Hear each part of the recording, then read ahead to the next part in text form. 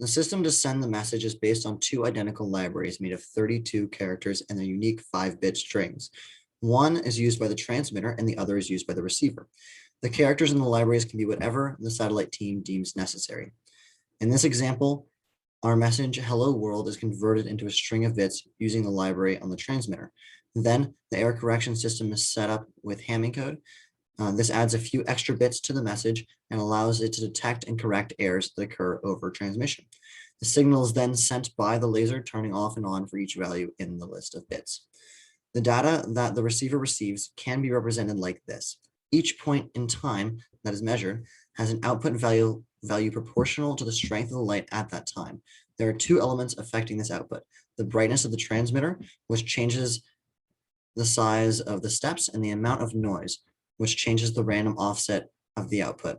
The receiver could pick a value and call anything above that a 1, anything below that a 0, but this system would break at locations like this. Instead, the receiver looks at the amount the value changes between each step.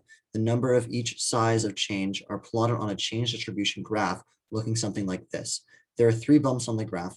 One is in the center where all the changes of 0 and all the small changes caused by noise. And the ones on the outside are the positive and negative changes caused when the transmitter turns on or off. By finding the location of the outside bumps, the receiver can go back to the data and identify where the signal turns from a 0 to a 1 or vice versa. The system will fail when the noise is too large and the bumps overlap, or when the signal is too small and the bumps overlap. Both of these are different ways of saying that if the changes in the ambient light levels between each time step is as large as the changes caused by the transmitter, then the system will fail.